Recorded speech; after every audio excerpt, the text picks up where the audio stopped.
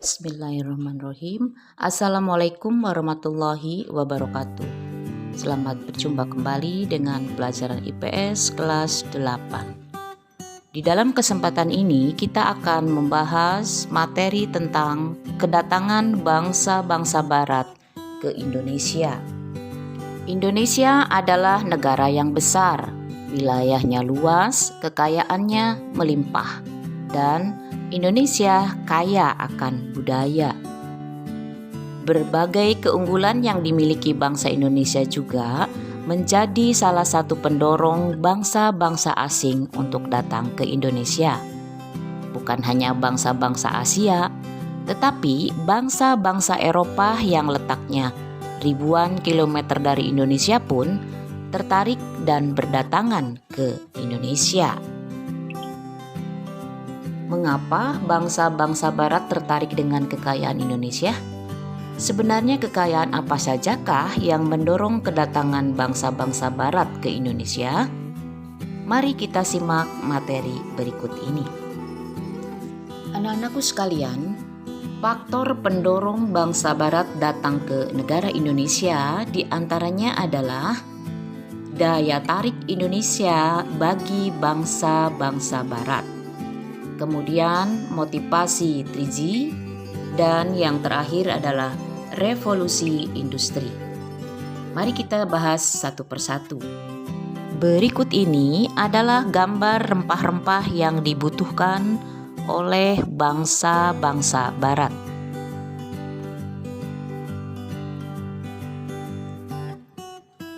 Bangsa-bangsa barat sangat membutuhkan rempah-rempah dari negara Indonesia karena bangsa-bangsa Eropa memiliki perbedaan kondisi alam dengan Indonesia.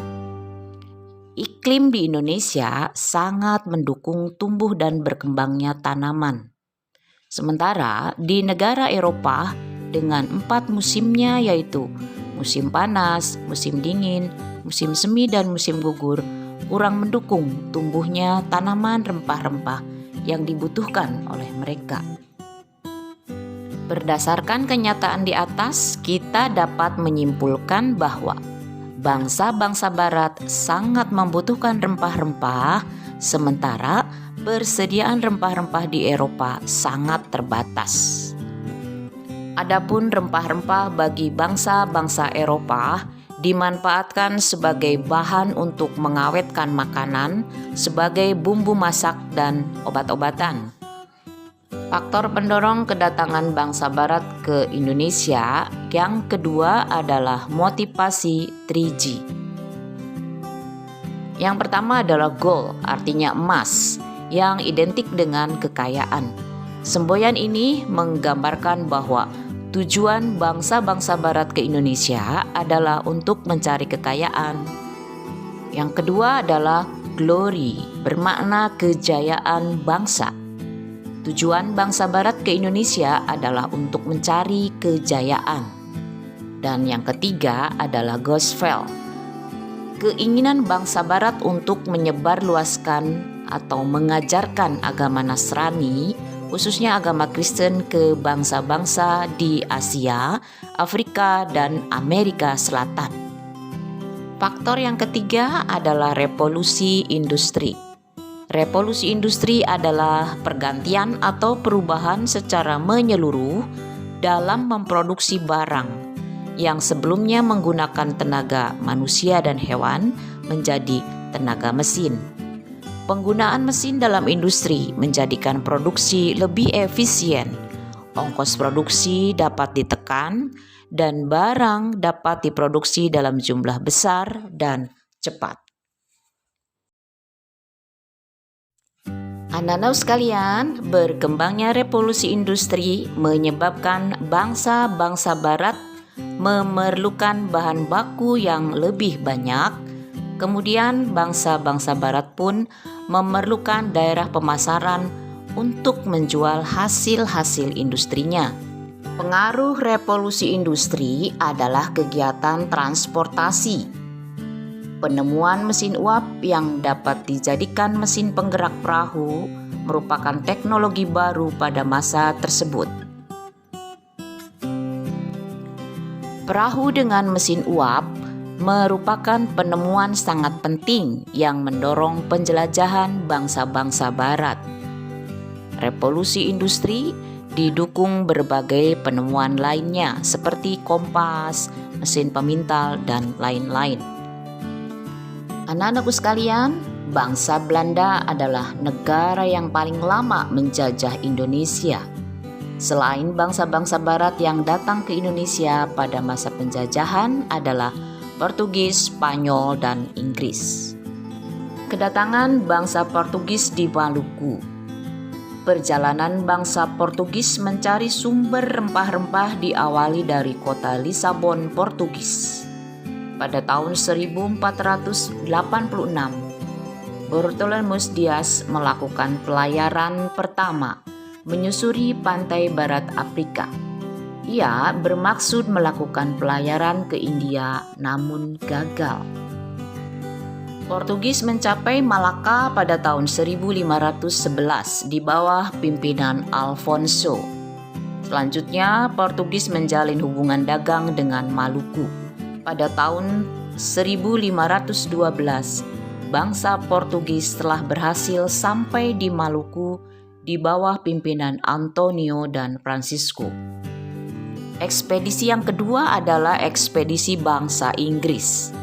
Persekutuan dagang milik Inggris diberi nama EIC, East Indian Company. Di dalamnya bergabung para pengusaha Inggris. Tetapi walaupun Inggris tiba di Kepulauan Nusantara, pengaruhnya tidak terlalu banyak seperti halnya Belanda. Hal ini disebabkan EIC terdesak oleh Belanda, sehingga Inggris menyingkir ke India atau Asia Selatan dan Asia Timur. Kemudian yang ketiga adalah kedatangan bangsa Belanda di Jayakarta atau Jakarta. Seorang pelaut Belanda, Cornelis de Houtman, memimpin ekspedisi ke Indonesia. Armada de Houtman tiba di pelabuhan Banten melalui Selat Sunda. Kemudian disusul ekspedisi-ekspedisi yang lainnya. Dengan banyaknya pedagang-pedagang Belanda di Indonesia, maka muncullah persaingan di antara mereka sendiri. Untuk mencegah persaingan yang tidak sehat, pada tahun 1602 didirikanlah VOC atau Perserikatan Maskapai Hindia Timur. VOC merupakan merger atau penggabungan dari beberapa perusahaan dagang Belanda. Gubernur Jenderal pertama VOC, Peter Both, mendirikan pusat perdagangan VOC di Ambon, Maluku. Kemudian dipindahkan ke Jakarta. Hal ini disebabkan karena VOC memandang bahwa Jawa lebih strategis sebagai lalu lintas perdagangan. Kemudian Belanda ingin menyingkirkan saingan mereka, yaitu Portugis di Malaka.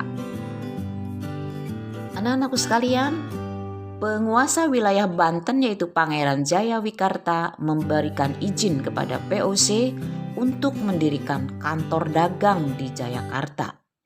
Selain memberikan izin kepada VOC, Pangeran Jayawikarta juga memberikan izin pendirian kantor dagang kepada Inggris atau EIC. Kebijakan ini membuat Belanda merasa tidak menyukai Pangeran Jayawikarta.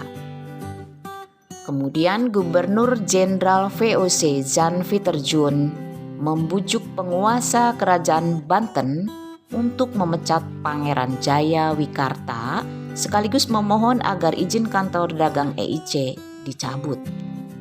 Pada tanggal 31 Mei tahun 1619,